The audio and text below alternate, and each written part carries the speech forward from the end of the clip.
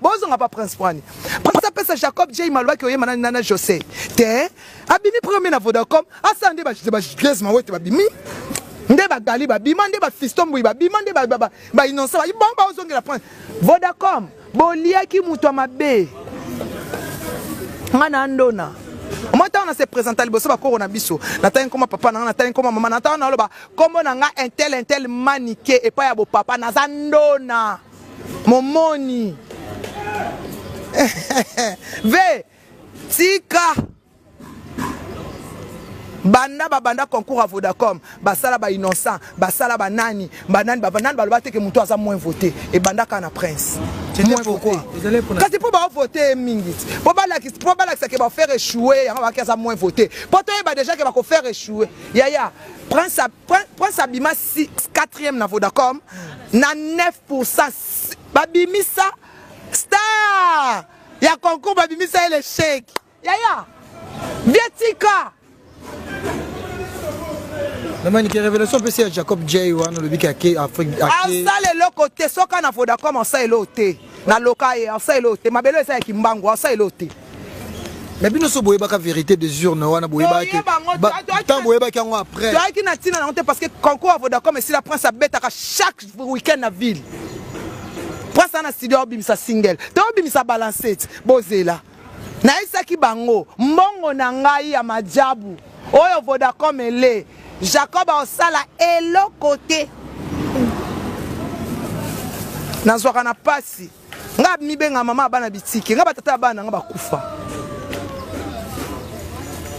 Na boko la bana sa mobali nga yo so na tombo le boko la sinza menga mwasi na lala na mibali papa mbatenza mbe na yedi boso na yo.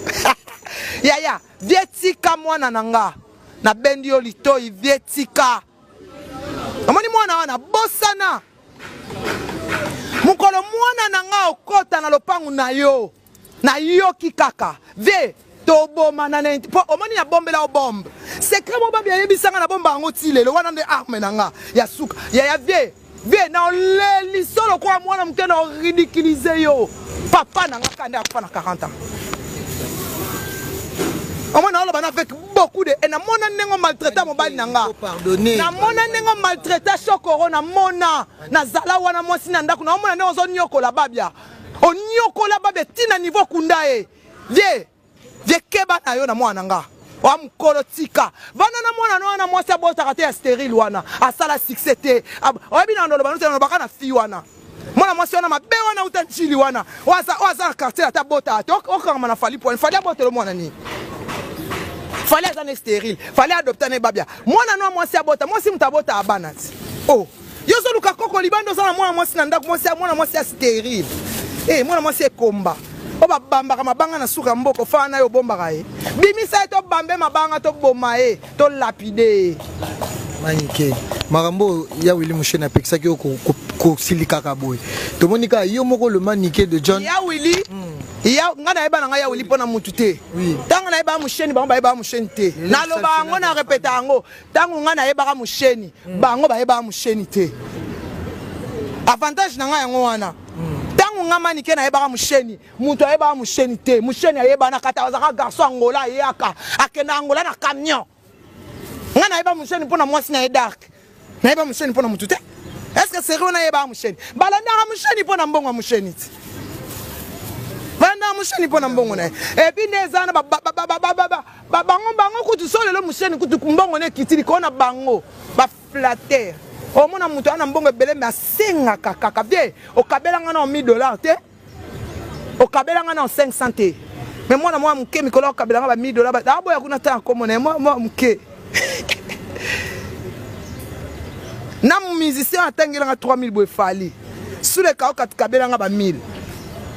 Nap héritier watana bela poule gagoga olinga ka ete ko tela vidéo te ozongi sopa héritier mais ba prince auta kunati moi reconnaissance wana prince auta on peut pas na place mususu prince auta kuna mukolo héritier même prince Angola abetse na Atlantico place to comprendre que prince ça succès makasi yango wana prince abeta na Atlantico na 17 ans abeta na Atlantico sala munene ya Angola mais lisola ya dernière fois celui qui baluka qui héritier n'est dernier fils héritier a dernier fils a dernier maison héritier banda abanda musique ya salaka succès boye biango boye que héritier salaka succès na warrior l'album est bimi bobi album na biso beta te album so beta na album est bimi eza formé 7 mais loko to so bosana ti lelo héritier obundaka na mi ange midemo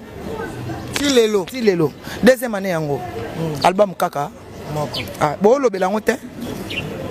mais le problème ni na bagauloise mikolo bazo yela yo eloko ne ozo toucher bango tandis que bango pe bango bana ba fan na so taki comme la reine internet te au tala matin est-ce nga pana ko solo na bibembe manikozo ozo toucher leader na bango Ferrego là na boma ye déjà ngana ken pia na waye to boma ye déjà to boma na tokos 1 to boma to 6 carrière to kunda wane bembe ah c'était l'autre to au monde a che concert ya Marty Botal au monde a changé date to beta il va le 24 mani de John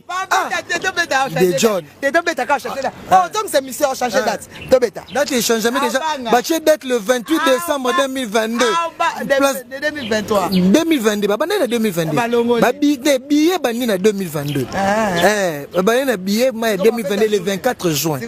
le 24 juin 2023 ba beta te to beta ah mani to beta ka okokate donc to parier ko okokate a beta te maniké to parier ma faire rigolo a beta te a okokate a obanga c'est un raisonnaire le 24 a beta te a okokate a obanga a ozongisa makolo sima maniké mais biso to beta deuxième martyr moto na tembe kolonga moto na tembe deuxième martyr yambalo yambalo quand on prépare ngo va pas sourire nous didombala to ça ba okabo moto na tembe ya to beta deuxième martyr bon mona goga to corriger première martyr mais le 24 quand faut y ba que concert réserve faire rigolo à Jésus les nuances bonne chance so date ezaka wana bonne chance date bonne chance ya oyebi place non kokatate au mon héritier a beta de deuxième martyr pour ça beta kiango mais place on a no kotate pokende ya nzunga ma famille so tala okabo yo moko ba na kufi Egitita. Londa ko kotate il faut kobanga na ko sakana nzunga ma famille ya omoniko même fali attends le babeta deuxième martyr ma obanga mke plein wala saki wala intimité ya plein wala saki 5 ans ya malo eba ya on nzunga ma famille mais ba gauloise ba déterminer pour la concert na ya si le lokutu nini explication prison ba pesa bisoté abima prison à 6h du matin ba biwe fuma na 8h ngai na sola na ba ombe mko ba pesa explication ya prison ba la biso pe na muto azakane na cellule ba pesa biso exemple la biso procès na ye ya bato lokuta ndengwa na kosa biso ba bomba lidera na monso ba kosa kosi prison o ba mito oh ba mito man bolo ba na explication prison ti le pesa te ka ko lo ba explication prison à côté à prison wapi papa mba kenda prison abana ko benga to mona procès na ye même tata na Montfleury abana papa na lingate ba bengi papa wana ya Montfleury koko wana Montfleury a kota ka ki obie de sortie na 17h ozela ti l'air gouverneur oya na 8h ba vérifier di sous sa probimia ya linga prendre ya eloko wana bord wana beta lokuta wana bazipa ngo kanga lingane ba pesa ngana explication boloko so ba pesa ngo te batika makeni na 8 ans on internet na renya kaka ngande la reine Nicolo globe terrestre libanga yepe longwana image ba betela ba poison ya odo ya peka ya njoka pe ba bia na poison bo bo ba kinga achela njoka na poison ya njoka ba bazo lobo ya njoka na poison santé baby njoka il faut asala régime santé baby ta sa régime njoka na famille ba diabétique akondi makufande bande kone ba kufite bande kone na kiteti ba kufite akufela kolia bo manzoto na ya tika bani na manike bazo bebisela nga réputation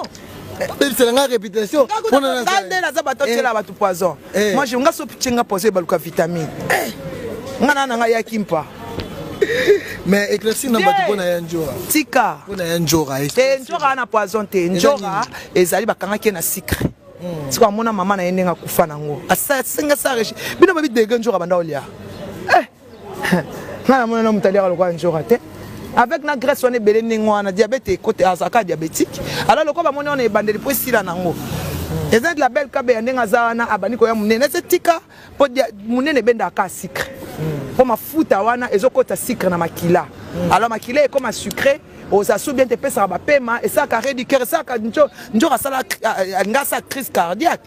so akufi e bela famille wana ba otika leader na bango bakunda e na tatana na 40 ans et bon yeso akufi famille tikali polele il faut konda peza konda c'est quoi ba mona abebi po abandi okonda donc ba yebi ka munene abandi ya batela nzoto te bane mwana ya mwasi azobota bakoko ne ba amike yaza na mona stérilité mwana botaka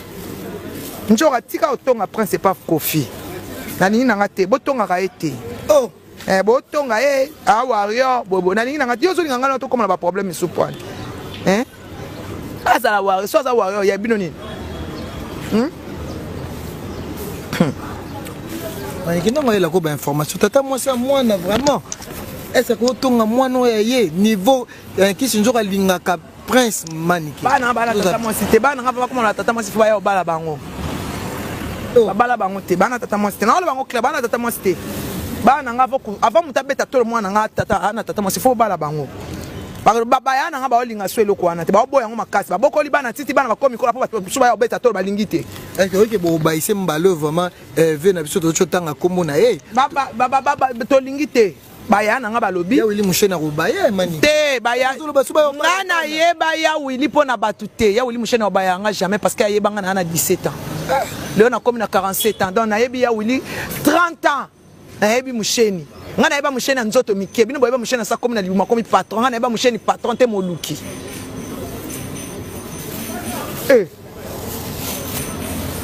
na yeba Jean-Claude Mvwemba député te moluki na yebi tonton Edo na yebi nani Feli Misoli na yebi te suku to zaka kufa ba joba kufa te bele ba kufi ba Alfred Yawe ba kufa na yeba mikonzi wana nyonso bazana mbongo te to fana na bango to beta na maboko pa ya gardez bande vieux